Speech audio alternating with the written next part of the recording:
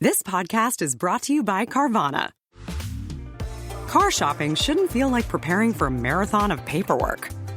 That's why Carvana makes buying and financing your car easy. From start to finish, search thousands of vehicles with great prices. All online, all on your time. And when you're ready, your new car shows up right at your door. It doesn't get better than that. Buy your car the easy way. On Carvana. Delivery fees may apply.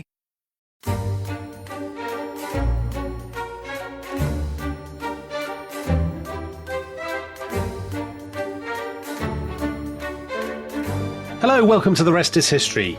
For fans of the England football team, Tom, the subject of today's podcast is something of a sore point because 4 years ago, when the World Cup was held in Russia, England went on a remarkable run to reach the semi-finals, but were knocked out by the eventual runners-up, Croatia. And Croatia is a wonderful country, fascinating history. Tom, you've chosen a subject from Croatian history to focus on today.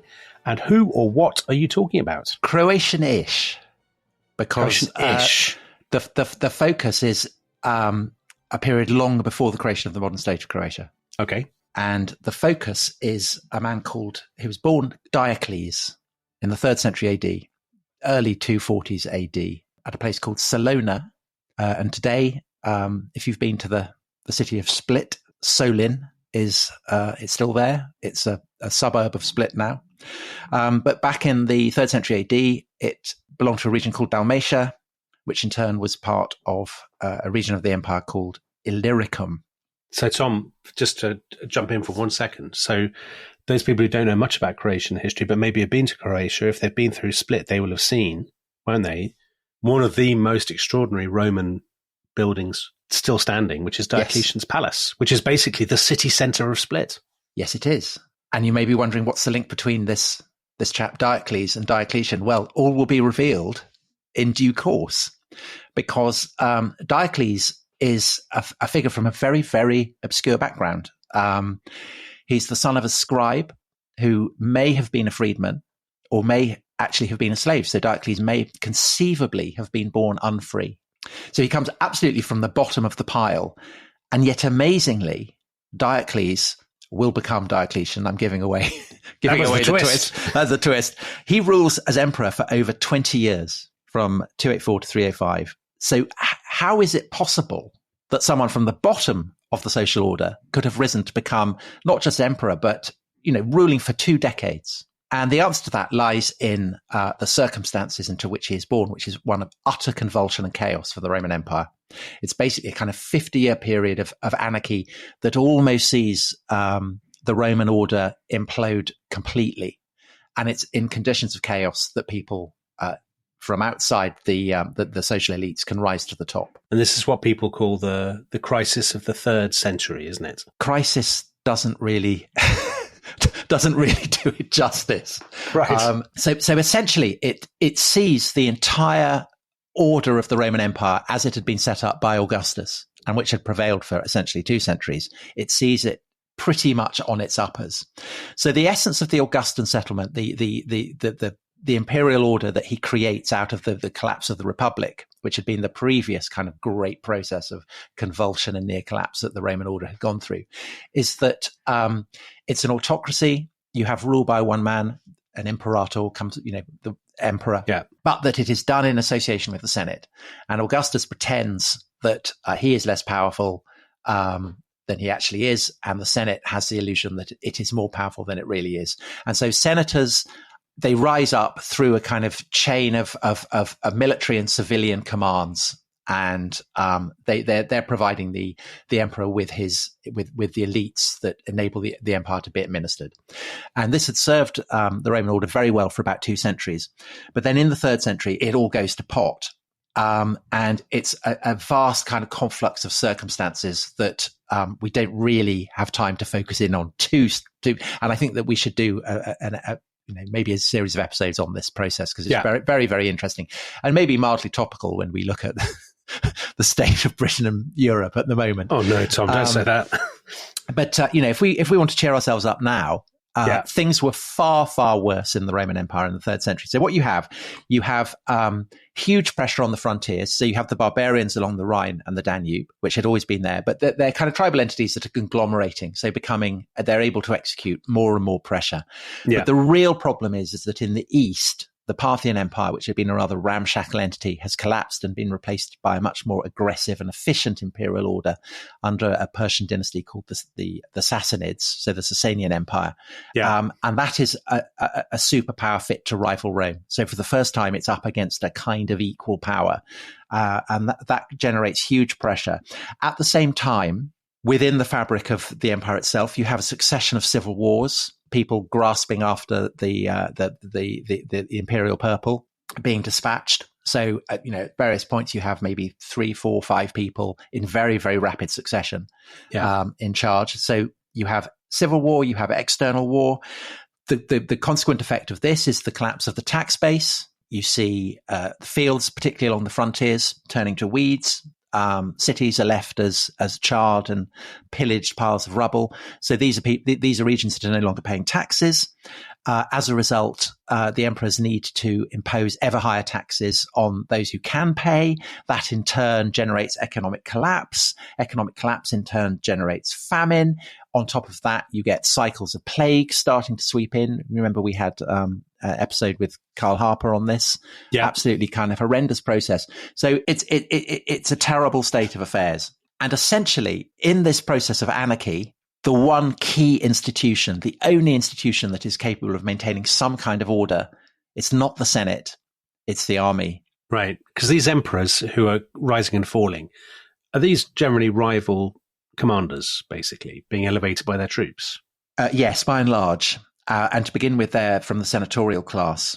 But increasingly, with all the pressure that you're getting on the frontiers, the absolute kind of requirement for efficient military leadership, having some kind of amateur guy come in for a couple of years is inadequate. You need a professional officer class.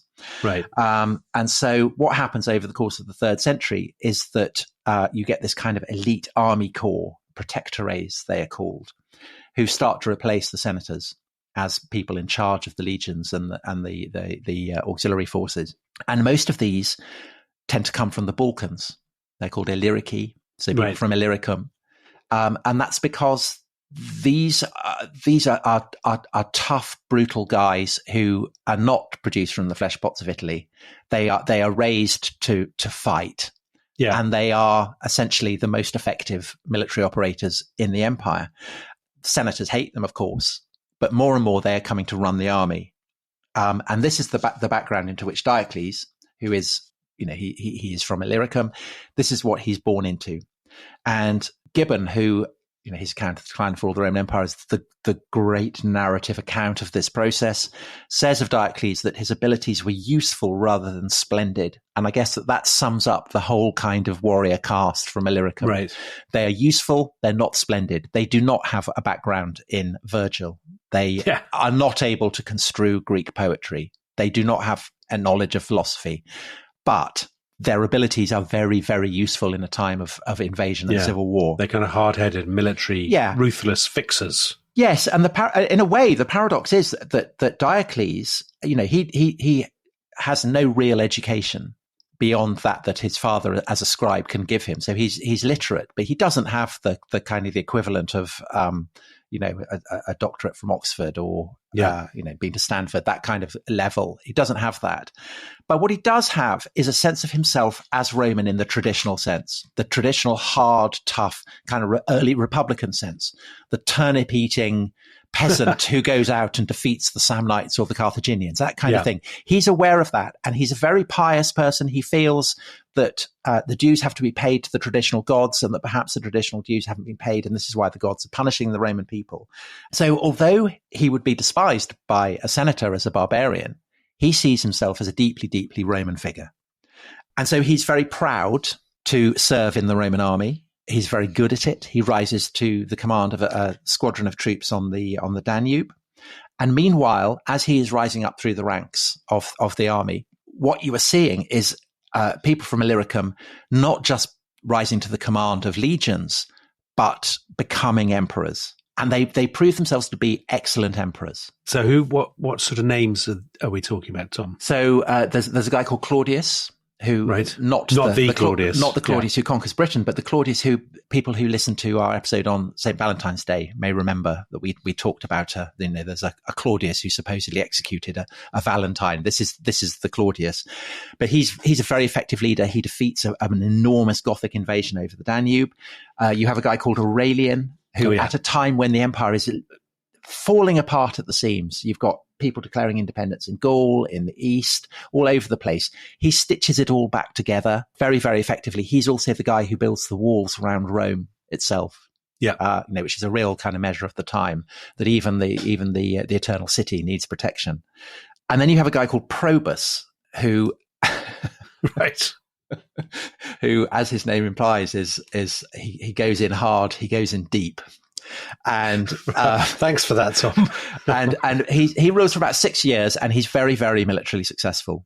And he pushes back again anyone who dares to kind of cross the Rhine, the Danube, the frontier with Persia. And in fact, at the end of his life, he's preparing an invasion of Mesopotamia, which is very traditional Roman behavior. Carrying the fight to the enemy. And also he feels able to kind of reinstate a form of the traditional constitutional order, the traditional relationship between the emperor and the Senate. So he's kind of feeling that he's able to inch his way back to restoring that traditional relationship. Yeah. And that may be why when he dies, inevitably in a mutiny, this is happening all the time, the guy who follows him, a guy called Carus, I mean, he's the kind of figure who you might recognize from the 2nd century. He's born in Gaul. He's been raised in Rome. He's a senator. His rise through the ranks, it's not just been military. He's also held civic offices. And in a way, as it will turn out, he's almost the last of a kind. So he perhaps is the last of these traditional civilian Augustan figures who rises to become emperor. But he's only in power for about 9 months. He rushes out. He takes control of the invasion that Probus had been preparing of Mesopotamia, a bit like Alexander taking over after Philip is murdered. And he launches an invasion of Mesopotamia. All goes tremendously well. He captures Ctesiphon, the capital of the Sassanid Empire. The Sassanid king is very distracted by civil wars himself. Diocles goes as commander of his cavalry. The commander of the Praetorians, a man called Arrius Aper, is also there. All seems to be going splendidly. And then Carus dies in the summer of 283, so 9 months after he became emperor. And the story is that he got struck by lightning. Gets incinerated by a lightning bolt. That's incredible bad luck, Tom. It is. And it's such incredible bad luck that inevitably people have wondered whether it really was credible. But let's say it did happen. So Carus has 2 sons. One is a guy called Carinus, who's back in Rome. And the other is a guy called Numerian, very Tolkien-esque name, I think. Yeah. Who is there with him and with the legions. Oh, I know what happens to Numerian. But go on, tell the story. I love this story. Numerian is proclaimed kind of co-emperor with his brother Carinus back in Rome. And they decide to withdraw because Numerian wants to go back and make sure that he's not going to be stabbed in the back by his brother. They're marching back, very slow process back. Numerian ends up being confined to his litter. And Arrius Aper, the Praetorian prefect, says that this is because he's got bad eyes. He can't wear shades. The sun is very bright in his eyes, so he has to... Well, the desert would be bad for you. It would be bad for your eyes, Tom. He has to lie in his litter with, kind of wet flannel over his eyes. And they go on and on, back and back. And various soldiers who approach the litter start to report an unpleasant smell coming from the litter. What could it be? And Arrius Aper says it's absolutely nothing. He's the emperor is very well. He's got some personal hygiene problems, but which of us hasn't? And this is where Gibbon, ever skeptical, says, could no aromatics be found in the imperial household? And sure enough, they've reached the Bosphorus, Nicomedia, city south of what will become Constantinople, on the south side.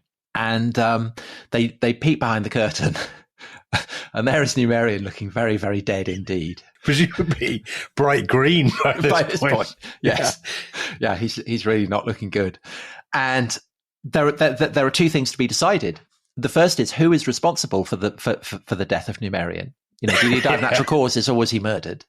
And the second is who's going to replace him. And there are really two candidates. One is Arrius Appa, the Praetorian prefect, and the other is Diocles, the commander of the horse. And they all head off to a kind of a military council at Chalcedon, which is just up the coast from Nicomedia. And it's Appa against Diocles, who's going to become emperor. And it's Diocles who wins. And Diocles wins by saying that Appa has murdered Numerian. Well, it's a reasonable supposition. But I think, but the paucity of our sources and the fact that Diocles wins and is then emperor for 2 decades means it's perfectly possible that perhaps he did. I mean, we don't know. Yes, of course. But basically what happens then is that, so this is late November 284. Diocles goes back to a hill outside Nicomedia, and he adopts the splendid name of Gaius Aurelius Valerius Diocletianus. So Diocletian on this hill. He then has Appa dragged out in chains to stand behind him, tells the assembled legions that Appa is the man who killed Numerian. He draws out his sword, stabs Appa, runs him through, and he is now emperor in the East. However, there's a problem, because listeners may remember that the unfortunate Numerian had a brother. That's right, Carinus, who is still back in Rome. Now, the reports on Carinus make him sound an absolute rotter.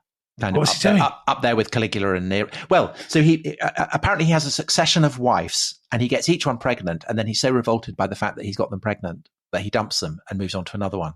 And this is just a typical example of his disgraceful behaviour. That's the kind of behaviour you see on the Mail Online sidebar of shame every day, though, Tom. Yes, so he is put in the sidebar of shame by Diocletian's propagandists, but in fact he seems to have been pretty effective, pretty efficient, and he collects together an army. He marches out from Rome. He marches into the Balkans. He meets with Diocletian at a place called Margus, very near where Belgrade is today, and he's on the verge of winning the battle when he too gets assassinated. Oh, and again, you may wonder, well, people who come up against Diocletian, they all seem to come to grisly ends. So he's assassinated just at the moment of victory. And Diocletian becomes emperor, and he's the sole emperor. So Diocletian at this stage is how old, roughly? About 40. And do we know anything about him in those first 40 years, other than the rise up the ranks? Not really, no. Apart from the fact that he is from this very humble background, that he has no real cultural hinterland, but he is a very patriotic Roman. He's a very devout, in the kind of the sense of the ancient traditions of the Roman city. He despises, oddly, paradoxically, the city of Rome itself. So he does not go to Rome to have his powers ratified by the Senate. And clearly the reason for this is that he's rubbing the noses of the Senate in the fact that they're obsolete. Right. And over the course of his rule, what he will do is essentially terminate the entire Augustan settlement. And his rule will probably be the most decisive, the most influential since the time of Augustus, because it will end up putting the Roman Empire on entirely new foundations. Ooh. And I think we should take a break at this point. That's a great cliffhanger, Tom. Very exciting. An institutional cliffhanger. We don't have enough of those. When we come back, we'll have a look at how he did it. Great. See you in a minute.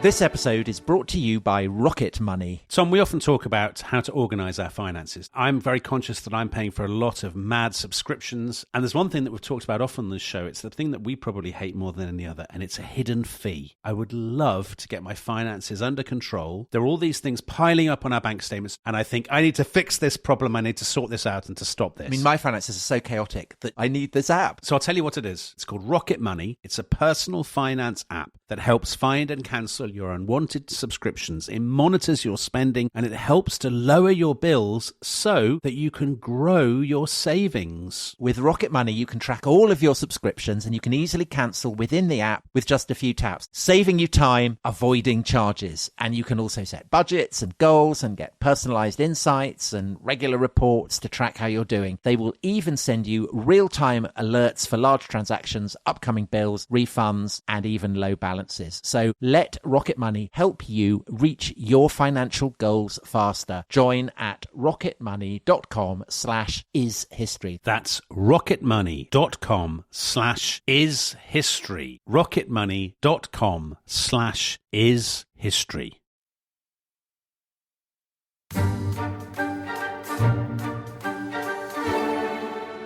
Welcome back to The Rest is History. We are talking about the history of Croatia. Well, Croatia-ish, according to Tom Holland. So we're talking about probably, I mean, you could argue the most famous, the most influential, the most important historical character to have ever come from the lands that we now know as Croatia, and that is the Roman Emperor Diocletian. So, Tom, he's just become emperor. Yeah. All kinds of, there's been lightning bolts, there's been people turning green in letters, all kinds of stuff. To carry on. Yeah. But now Diocletian is the man, he hates Rome, but he likes Romanitas, I suppose, it's fair to say. Yeah, wonderfully put. And he wants to make Rome great again, but he's not just a traditionalist, he's a modernizer as well. Is that right? He's a kind of cultural traditionalist, but an institutional modernizer? Nobody in Rome would characterize themselves as modernizers. Right. You introduce radical reforms by saying that you're going back to the past. Yeah. And what Diocletian is doing is he's trying to get Rome back to its rugged military self that he sees as having been lost. But initially, his job is the job that's been confronting Roman emperors for at least 50 years, which is basically to try and stabilize what is absolute chaos. So there are barbarians crashing across the Danube. So that's what Diocletian in person, he goes to sort that off. There's also huge crisis in Gaul. There are barbarians that cross the Rhine, but there are also basically it's the Gilets jaunes are making their first appearance in northern Gaul. They're called the Bagaudai. They're objecting to the enormous amounts of tax that are being imposed on them. They are kind of coming out with their tractors and their yellow jackets and dumping manure in the streets of Lutetia and all that kind of stuff. So they need to be sorted out. Yeah. And the other very 21st century Europe thing that's happened is that a guy called Croatia has launched Brexit. Of course he has, yes. So he's a kind of, he's the commander of the Saxon shore forts. So he's commander of the kind of the Channel Fleet. And he has declared a kind of unilateral independence, although it's not actually a full Brexit because he sees himself as Roman as well. And he basically sees himself as an equal of Diocletian. So all of this has to be sorted out. Yeah. The barbarians need to be pushed back. The Bagaudai need to be crushed. And Britannia needs to be brought back into the fabric of the Roman Empire. And Diocletian sets about doing this very effectively in a rather novel way. So he himself campaigns in the Balkans, does it very effectively, flings them back into the wilds beyond the Danube. But he takes on a partner. So he adopts a guy called Maximian as his son and gives him the title of Caesar. Diocletian's own title is Augustus. He gives Maximian the title of Caesar. So is this the first time that happened, Tom? This is the first time that it's as institutionalized. So essentially, Maximian is his partner. He is equal, and this is quite a novelty because essentially what Diocletian is saying is that he is unable to cope, or anyone is unable to cope with the rule of the entire empire. He needs an autonomous fellow emperor covering the West. He basically takes responsibility for the East, and so he appoints this guy Maximian to the rule of the West. And Maximian, like Diocles, is an Illyrian peasant. He's a seasoned general. He's got the kind of classic square head of the 3rd century. Is that what people have? Balkan square heads? Judging by the sculpture, there's a very kind of cubist trend in Roman sculpture at this point. They all have these kind of terrifying square heads and short hair, like the kind of minders that Djokovic had when he went to when he refuses to take vaccines. The men you would expect to see outside guarding the entrance to a nightclub. Turbo folk drifting down the street. Yes. A massive German BMW outside. That kind of thing. Absolutely that kind of thing. And Maximian is a very, very effective general. He lacks Diocletian's cunning and ability to see the kind of statesmanship that Diocletian comes to show. But Right. he's an effective operator. He goes off to Gaul. He crushes the Bagaudae. He, as Diocletian had done, pushes the barbarians back, in his case, back beyond the Rhine. And he then has to deal with Croatia, but he can't do that because he can't raise a fleet. Oh. So it's a bit like Napoleon trying to raise a fleet. Yeah. To seize control of the Channel. He lacks control of the shipping lanes, and so he can't get his forces over to Britain. So Carausius is kind of thumbing his nose at Maximian and, of course, Diocletian. And so this brings home to Diocletian that maybe even more wholesale reform is needed. So in 286, he promotes Maximian to Augustus. So there are now 2 Augusti. Right. And this is kind of key innovation. 2 emperors. However, at the same time, it's also not an innovation because, of course, the idea that power should be divided between 2 people is actually a primordial Roman idea going back to the consulship, because classically the Romans had 2 consuls. And so this is kind of classic Diocletian maneuver. On the one hand, it's a radical innovation that there can be 2 Augusti. On the other, it's kind of back to the future. You're going back to the primordial origins of the Roman Republic and the entire Roman state. As people remember from our podcasts about Caesar crossing the Rubicon, or indeed the downfall of Cleopatra, the idea of dividing power between 2 or more people, it's part of the great stories of Roman history, isn't it? The division between Antony and Octavian or something. But they have both have the title of Augustus. But of course, it's a repudiation of the autocracy that the original Augustus had himself introduced. So there are all kinds of paradoxes lurking around there. And Diocletian proclaims himself to be the son of Jupiter. So he takes on the title of Jovius. Jove is alternative name for Jupiter. Right. And Maximian is cast as the son of Heracles, so he takes on the name of Herculius. So these are peasants who are now basically divine. They're semi-divine. Tom, can I just ask about their names? So Maximian had been Caesar, and then he's promoted to Augustus. So obviously there's a sense at this point that Caesar, which was originally a name, has become a title. Yeah. But is it Diocletian who dreams up the fact that Caesar will be junior to Augustus, or was there already a sense that Augustus was a superior title to Caesar? Well, so Caesar, as you say, is a family name that becomes one that is adopted by everyone who becomes emperor. Yeah. So it's a name that ultimately derives from the Roman aristocracy. But Augustus is a title that conveys an almost supernatural quality. Yeah. You're midway between the earthly and the divine. Midway between the mortal and the human. So to be an Augustus is better than being a Caesar. Do you not think that all British prime ministers should become a Walpole? Yeah, it would be quite good, wouldn't it? Yeah. Yeah. Some, I think it's fair to say, Tom, would do greater justice to the name than others. Yes. I mean, what the equivalent of Augustus would be, I don't know. Kind of God or something. God. Yeah. So if you do very well, you become God. Otherwise, you're Walpole. Yeah, I mean, that kind of idea. Right. And in fact, in 292, Diocletian makes the system even more complicated because he and Maximian both adopt very successful, very able deputies who then take on the name of Caesar. And they're all emperors now. So you now have 4 emperors. So you have a tetrarchy, 4 rulers in Greek. So this has always fascinated me, Tom. I love the tetrarchy. I think it's just so strange. So first of all, it comes at the end of a period in which basically emperors have been rising and falling about every 2 weeks or something, like British prime ministers in the present day. Yeah. And it's extraordinary self-confidence on Diocletian's part to share his power with what people that a lesser man might have seen as military rivals, isn't it? It is, and I think it's a reflection both on Diocletian's self-confidence, but also his cunning and his ability to choose the right people. So that's the key. Yeah, he chooses people he completely trusts. But it's not just trust; it's also people who lack the ability to rival him. So Maximian is he's a kind of solid deputy. Yeah, he's the kind of guy that a mafia boss would want at his back. But he's not smart enough.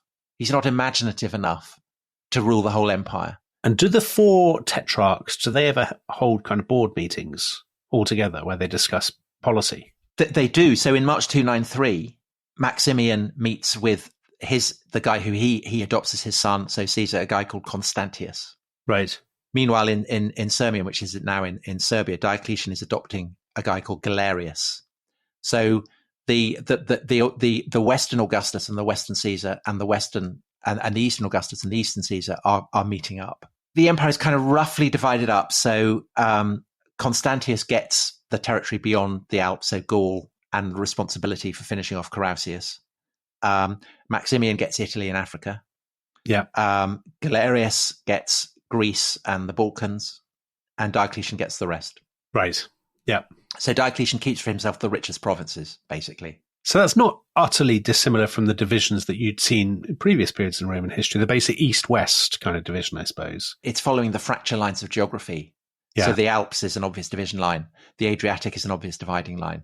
Yes, and these are the fracture lines that again and again over the course of Roman history keep kind of splitting apart. You always want the East because the East is the richest cities, the most urbanized, all of that stuff. Yeah, but in a way, that the sense that they're getting, the equivalent of provinces is not entirely. I mean, it's kind of true, but it's not entirely true because they are all equally emperors. Right. So there's a geographical specificity, but there's also a sense that if one of them goes to another part of the empire, they're still equally emperor. Yeah. And all of them are very, very successful. So all of them, like Diocletian, are Illyrian peasants, rustic, uncultured, but great. They prove to be great servants of the empire. They're seasoned by hardship. They're seasoned by war. They do what has to be done. Tom, I never would have guessed that you would have such a fondness for kind of Balkan warlords. I'm not fond of them. They're terrifying figures. Yeah. I mean, they're brutal, terrifying figures, and you would not want to run up against them. But when you're in a condition where the alternative is complete collapse and anarchy, yeah. I mean, it's the age-old decision. What's worse, anarchy or brutal order? You know my views, Tom. I do know your views, and I think that I would, if I was a barbarian, I wouldn't be in favour of them.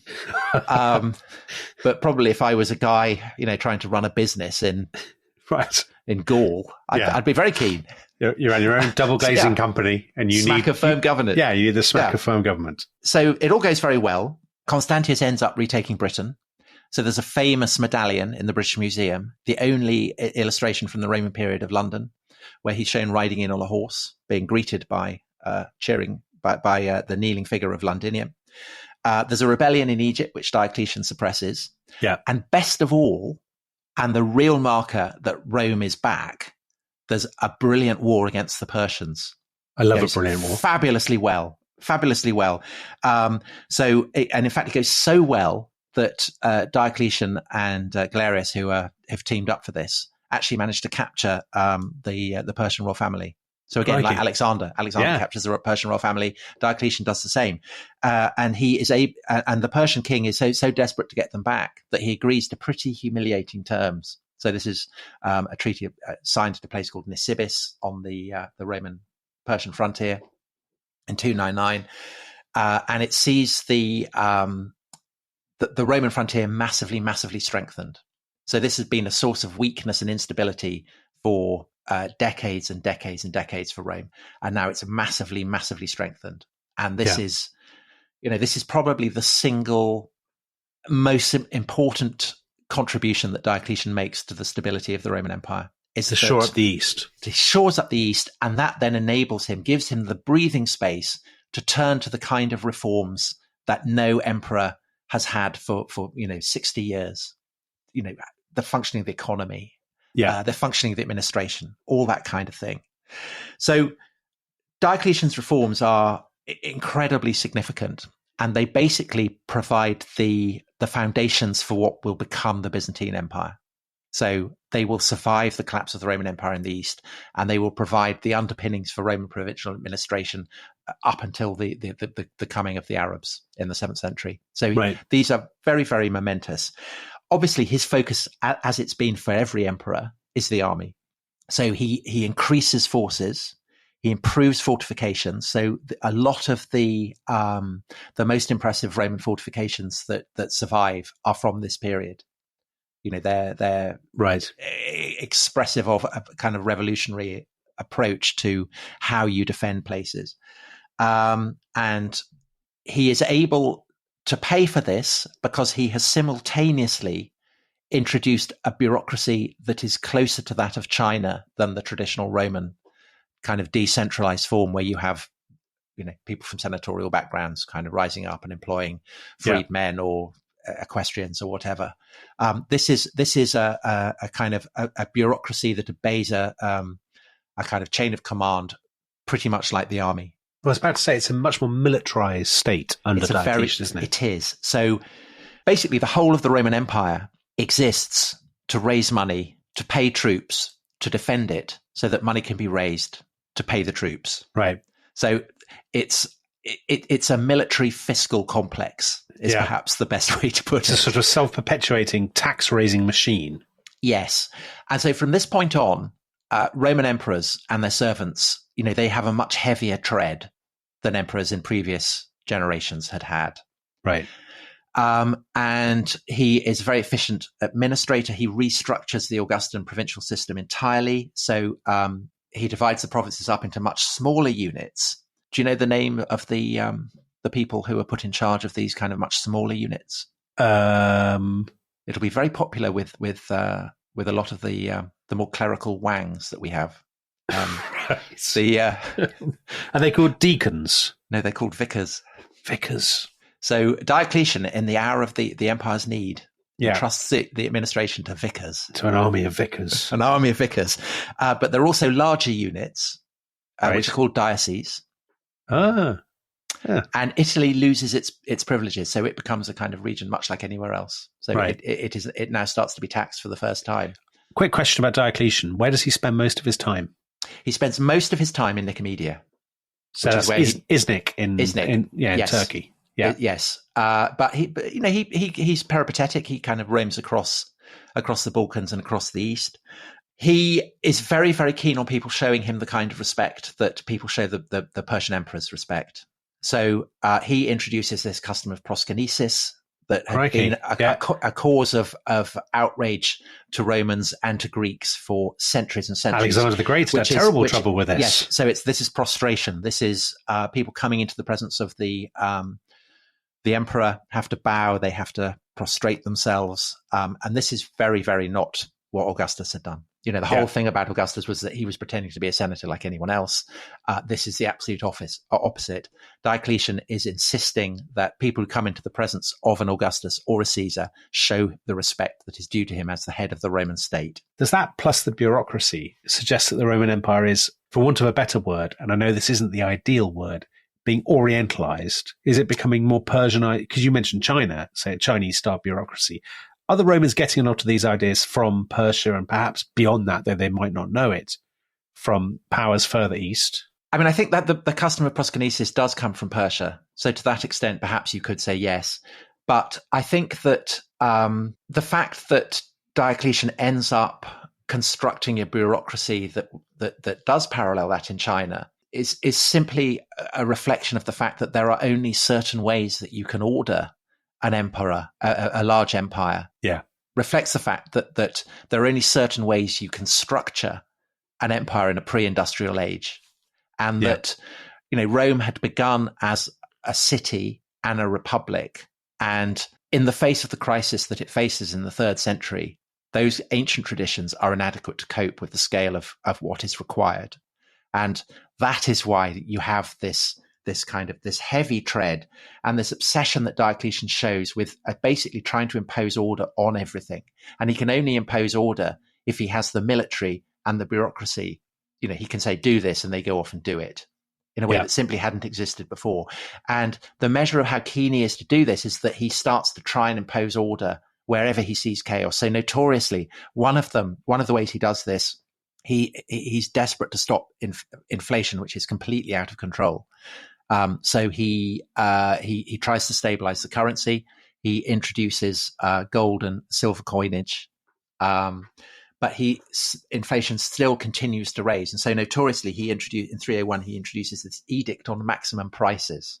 Oh yeah, which is quite. That's quite what it's quite.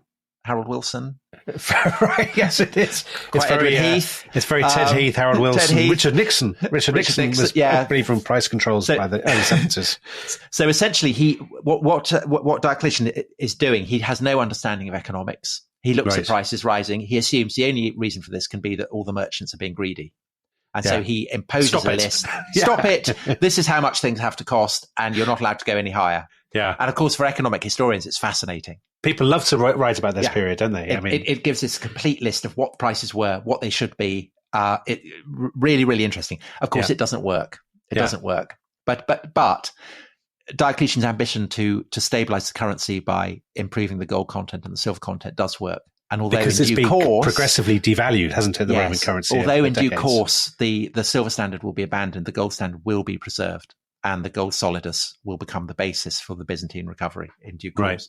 The other, even more notorious attempt to impose order is an attempt to impose order on the dimension of the supernatural. Yes, I thought we'd get to this. So, in the wake of the Treaty of Nisibis, which he signed with the Persians, he is now able to ask the kind of theological question: why have things been going so badly?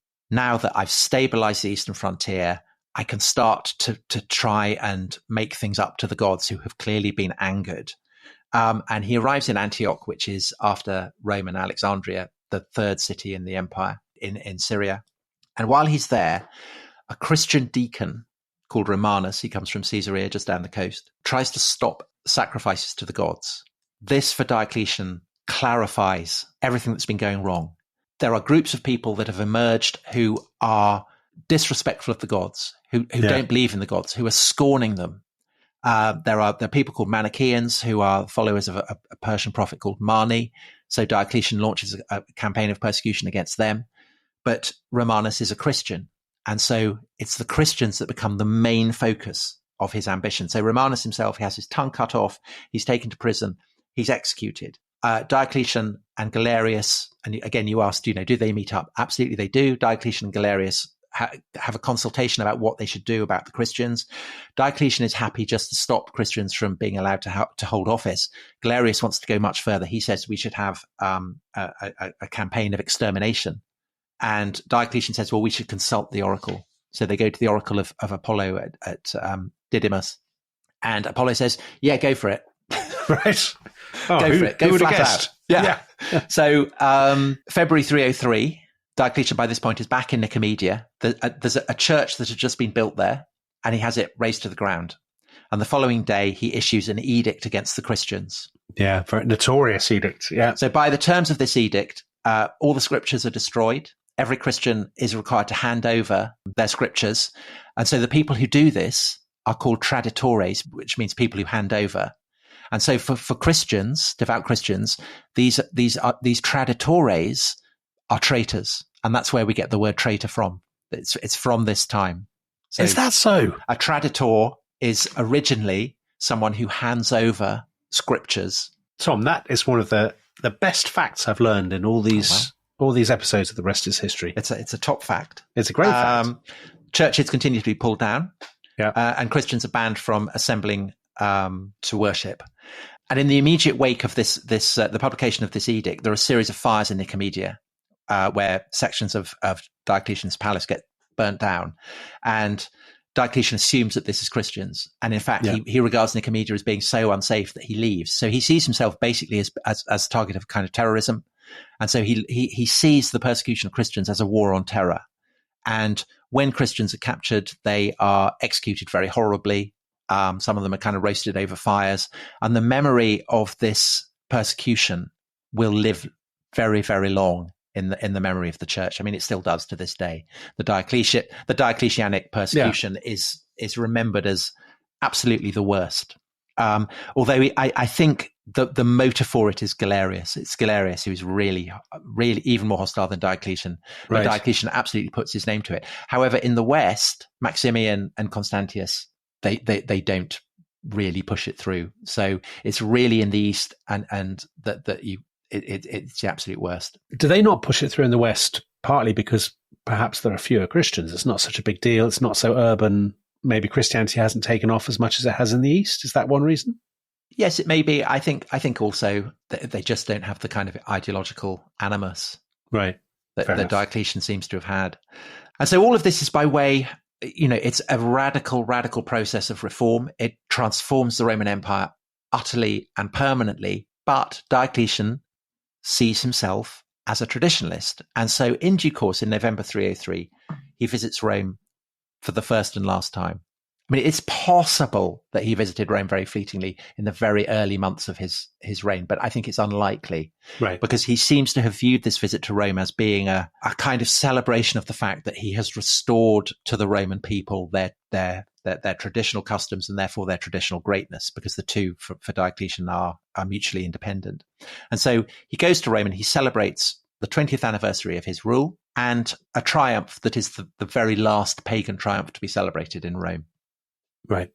But he hates Rome, and he is appalled by what by what Gibbon calls the licentious familiarity of the Romans. Oh no, what are they doing to him?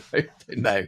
So he leaves by the end of the year. It's December, it's cold, he gets a chill, and he just falls increasingly ill.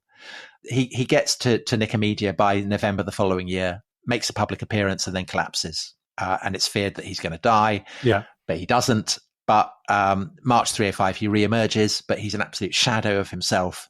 And 2 months later, he goes to the hill where he had been proclaimed emperor, where he'd taken on the name of Diocletianus. And he there, for the first time ever, he abdicates. So he's the first Roman emperor to give up the purple. Well, that's the most extraordinary detail of the story at all, I think, Tom. That he lays down his command, which is something that not even Augustus or Tiberius, those first emperors, had felt able or had wanted to do. Tiberius, I think, kind of did want to do it. And I think if it had been an option, he would have done it. But so he retires to the cavalry, but he doesn't. He doesn't know. And Tiberius says, well, you can't, you're holding a wolf by its ears.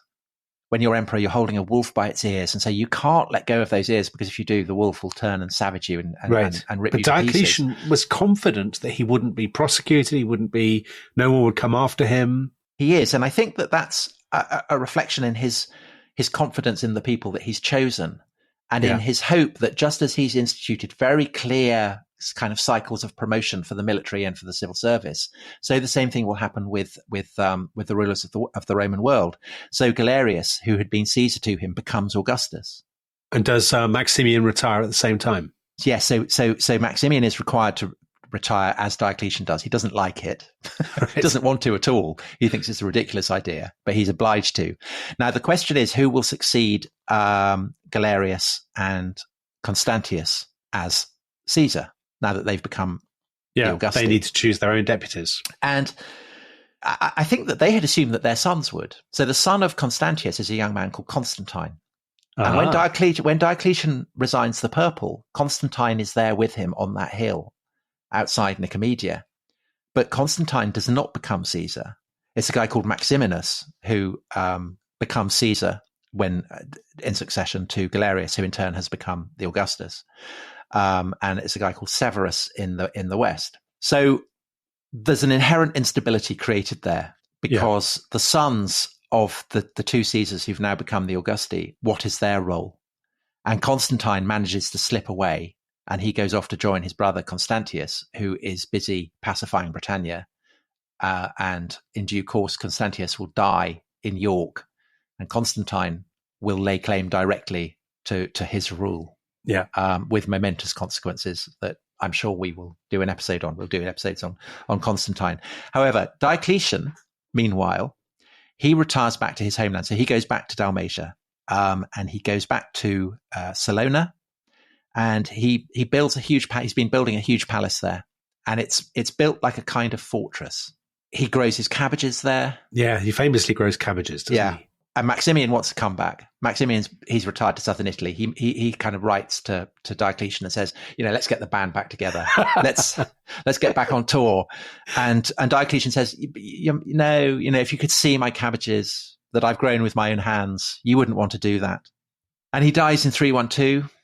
And, I think he's the first emperor for a very, very long time to kind of die in his own bed.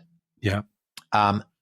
And by this point, it's evident that the tetrarchal system that he set up has failed, because civil war has broken out again. And in due course, Constantine will emerge as sole ruler, sole emperor. Yeah. But as I say, he is very much not a failure, because the framework that he provides enables the Roman Empire to survive this near-death experience. And in the 4th century, it's a ferociously strong and effective imperial entity, very, very, very, very strong. And the palace that he has founded, so the Latin for palace is palatium. Yeah. And in due course, palatium gets shrunk to become split. So the derivation of split is the palatium of Diocletian, and it's it's one of the great sites. Oh, it is of Roman archaeology. For people who don't know, if you go to Split, it's right there on the waterfront. It's huge. I mean, the corridor, the halls of the palace are now the streets of this sort of old quarter of Split, and they're lined with shops and restaurants and ice cream parlors and what have you. But you can still see you're absolutely right there in the palace, in the outline of the palace. It's the most amazing building. If you like the Romans, or indeed if you like Balkan ice creams, it's the perfect place to go. So I think that's a brilliant end for the Croatian Tourist Board, and I hope that they'll appreciate that. And as I say, Diocletian, very, very, very significant figure in the history of Rome and indeed in the history of Europe and the Mediterranean world more generally. So I hope you enjoyed that. I'm sure, Dominic, that we will do more on the late Roman Empire. Oh, it's fascinating, Tom. I love this period. We must absolutely do Constantine, for instance. But in the meanwhile, I hope you enjoyed that. And we will definitely be back. We'll be back tomorrow. We'll be back the day after. We'll be back the day after that. We're never going away. Never going away. We are lingering like the corpse of Numerian in this litter. That's not how I thought of this podcast, but I'll take it. Okay. Bye-bye, everybody. See you next time. Bye-bye.